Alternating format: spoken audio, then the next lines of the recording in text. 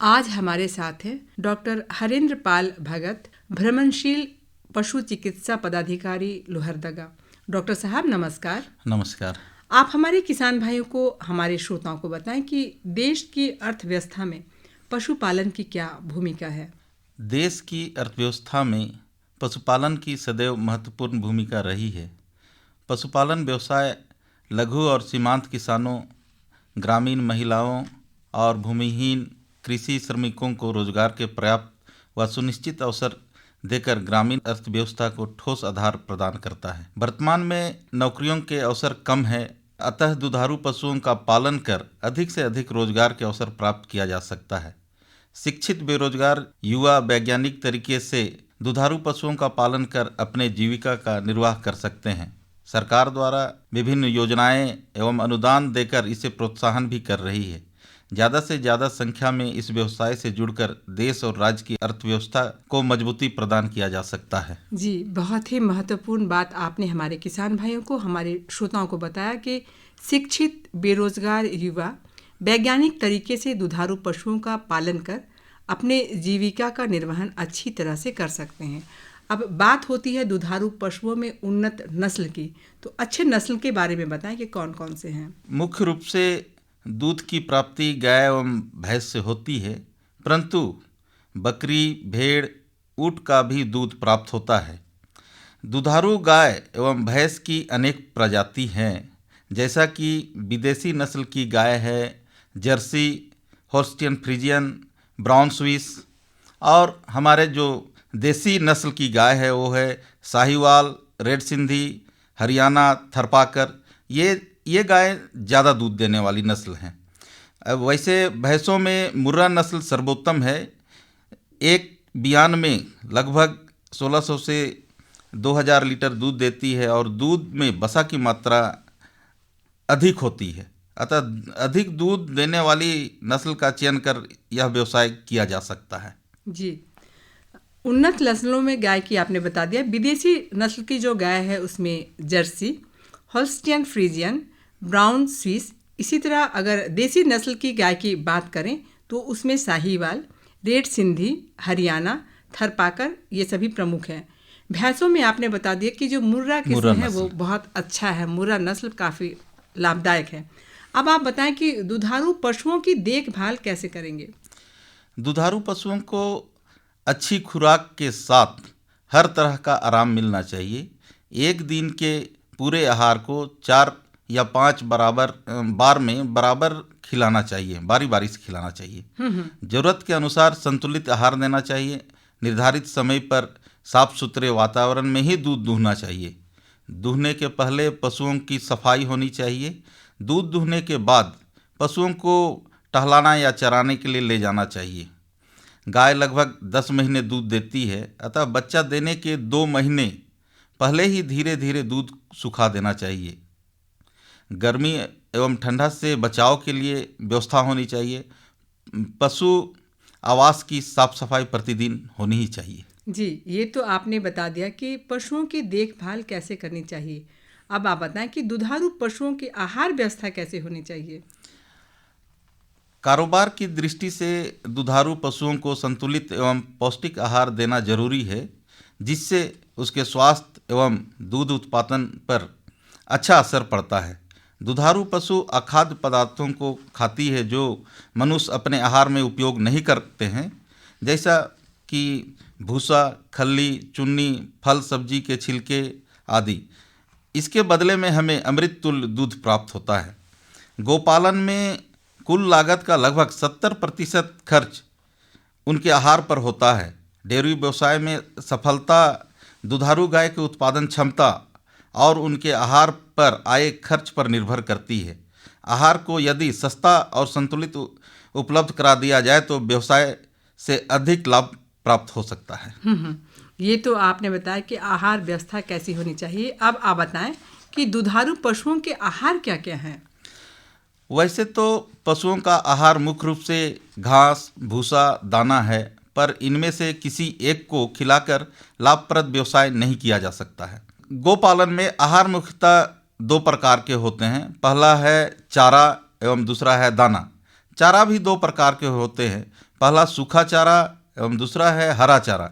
सूखा चारा जैसे कि धान की पुआल, कुट्टी, गेहूं का भूसा, ज्वार, मकई अथवा बाजरे की डंठल या फसल का बचा हुआ सामग्री। हरा चारा भी दो प्रकार के होते हैं, पहला है फलीदार एवं दूसरा है अफलीदार। फलीदार चारा जैसे लूसर्न, बरसीम, लोबिया, ये घास के प्रकार हैं जो कि बहुत ही दुधारू जानवरों के लिए बहुत ही फायदेमंद हैं, जिसमें कि प्रोटीन, विटामिन एवं खनिज के अच्छे स्रोत होते हैं। अफलीदार चारा जैसे मकई, ज्वार, बाजरा, हरा घास वगैरह जो कि ऊर्जा के अच्छे स्रोत होते हैं। साथ में दाना मिश्रण कई तरह के अनाज के उप उत्पाद, तिलहन, दाल चुन्नी, खल्ली को मिलाकर बनाया जाता है, जो कि प्रोटीन, विटामिन, खनिज, ऊर्जा सभी तरह के पोषक तत्व देते हैं। अब आप बताएं कि दुधारू पशुओं को आहार की कितनी कितनी मात्रा देनी चाहिए? लाभप्रद गोपालन के लिए अच्छे आहार की उचित मात्रा में जरूरत पड़ती है। अच्छे आहार में 3/4 भाग भूसा, सूखा चारा, हरा चारा तथा 1/4 भाग दाना होना चाहिए। दाना मिश्रण में 1/3 तिलहन, 1/3 अनाज एवं 1/3 अनाज के उप उत्पाद होना चाहिए। तिलहन में जैसे कि चिनिया बादाम, तिल, सोयाबीन, सरसों, कुसुम का खल्ली वगैरह देते हैं। अनाज में मकई, गेहूं, जौ, बाजरा आदि के दर्रा मिलाते हैं। अनाज के उप उत्पाद में जैसे गेहूं के चोकर, चावल की खुदी, दाल की चुन्नी को मिलाते हैं। हरा चारा भरपूर मात्रा में मिलने पर दाना मिश्रण कम आवश्यकता पड़ती है, परंतु ज़्यादा दूध देने वाली पशुओं को प्रत्येक 2 या 3 लीटर अधिक दूध पर 1 किलो दाना मिश्रण देना चाहिए। दाना इसलिए खिलाना चाहिए क्योंकि कोई भी खाद्य पदार्थ अपने आप में संतुलित नहीं रहता है तथा दाना सुपाच्य भी होता है। क्या दूध देने वाली और शुष्क गायों को अलग अलग आहार देना चाहिए? जी हाँ, दूध देने वाली गायों को प्रोडक्शन आहार देना चाहिए। यह आहार दूध देने की क्षमता पर निर्भर करता है। 2.5 लीटर से 2 किलो दूध देने वाले गायों को अलग से 1 किलो दाना मिश्रण हर दिन देना चाहिए। मतलब दूध देने वाली गायों को अतिरिक्त आहार की आवश्यकता होती है। शुष्क मतलब दूध नहीं देने वाली गायों को सिर्फ मेंटेनेंस आहार दिया जाता है। यह शरीर के वजन के अनुसार दिया जाता है। यह आहार रख रखाव के लिए दिया जाता है। लगभग प्रति गाय 1 से 1.5 किलो दाना मिश्रण प्रतिदिन देना चाहिए। गाभिन पशुओं को गर्भकाल के अंतिम दिन 3 महीना में आहार पर विशेष ध्यान देना चाहिए। इन्हें सूखा चारा के साथ साथ हरा चारा एवं 2 किलो दाना मिश्रण भी देना चाहिए। ऐसा करने से गर्भ में पल रहा बच्चा स्वस्थ पैदा होगा एवं ब्याने के पश्चात दूध का उत्पादन भी प्रचुर मात्रा में होगा। जी, अब आप बताएं कि अगर किसी गाय का वजन 250 से 300 किलो है तो दुधारू गाय को कितना आहार देना है? वैसे दुधारू गाय को उनके वजन, दूध में उपलब्ध फैट मतलब वसा, चिकनाई की मात्रा और दूध उत्पादन के हिसाब से आहार दिया जाता है। जैसे 250 किलो वजन वाली गाय को 1 किलो दाना मिश्रण प्रति 3 किलो दूध उत्पादन के लिए जरूरत पड़ती है। इसके साथ साथ लगभग 20 किलो हरे चारे, 8 किलो सूखा चारा की आवश्यकता पड़ती है। साथ में गायों को प्रतिदिन नमक और खनिज मिश्रण अवश्य देना चाहिए। अब आप बताएं कि संतुलित दाना मिश्रण कैसे बनाएंगे? संतुलित दाना मिश्रण उपलब्धता पर निर्भर करती है। वैसे हम 100 किलो अगर दाना मिश्रण बनाते हैं तो इस प्रकार से दानों को मिलाया जा सकता है। मकई या जौ को हम लोग 40 किलोग्राम, बादाम खल्ली को 20 किलोग्राम, दाल की चुन्नी को 17 किलोग्राम, चावल की खुदी को 20 किलोग्राम, मिनरल मिक्सचर को 2 किलोग्राम और साधारण नमक को हम लोग 1 किलोग्राम के हिसाब से मिलाते हैं। लेकिन ये दाना जो उपलब्ध रहता है उसी पर हम लोग बनाया जा सकता है इसको। संतुलित दाना मिश्रण खिलाने से पशुओं को साथ ही साथ पशुपालकों को भी फायदा होता है, चूँकि दाना मिश्रण स्वादिष्ट एवं पौष्टिक होता है, साथ ही साथ सुपाच्य होता है, पशुओं का स्वास्थ्य ठीक रहता है, बीमारी से बचने की क्षमता बढ़ाता है, दूध एवं घी में बढ़ोतरी करता है, अधिक दिनों तक दूध रहती है, साथ ही साथ गर्भधारण की क्षमता बढ़ाती है।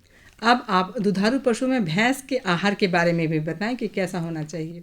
भैंस को साधारणतः गाय से 1.5 गुना अधिक चारा दाना की आवश्यकता होती है, क्योंकि इनके दूध में फैट की तुलना में ज़्यादा होती है और इनका औसत शारीरिक भार भी अधिक होता है। जी। भैंसों में 2 किलो दूध के लिए 1 किलो दाना मिश्रण देना चाहिए और सूखा चारा लगभग 10 से 12 किलो, हरा चारा 16 से 20 किलो देना चाहिए। अब आप बताएं कि हरा चारा या सूखा चारा की जब कमी हो जाए तो वैसी स्थिति में दुधारू पशुओं को क्या खिलाना चाहिए। यदि हरा या सूखा चारा की कमी होती है तो एक निर्धारित मात्रा तक ही दाना मिश्रण खिलाया जा सकता है।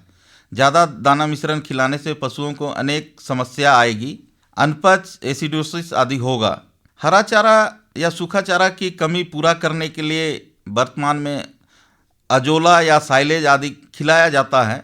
अजोला एक प्रकार का जल सतह पर मुक्त रूप से तैरने वाला जलीय फर्न है। यह छोटे छोटे समूह में हरित गुच्छा की तरह तैरती है। अजोला जो कि प्रोटीन, विटामिन, कैल्शियम, फास्फोरस आदि से एकदम भरपूर है।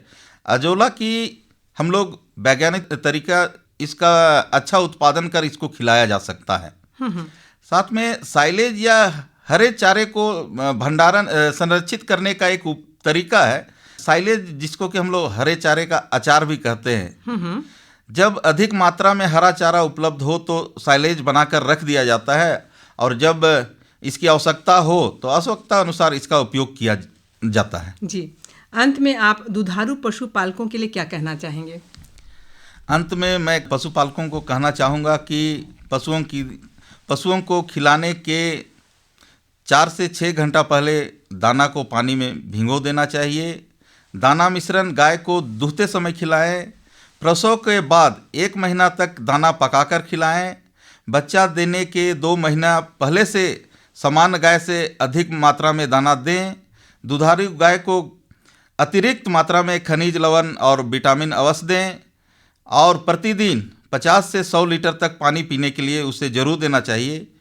साथ ही अधिक से अधिक दूध प्राप्त करने के लिए वैज्ञानिक तरीकों का इस्तेमाल तो जरूर करें और यदि आपके पशु बीमार होते हैं तो अपने निकटतम पशु चिकित्सक से जरूर सलाह ले लें एक बार।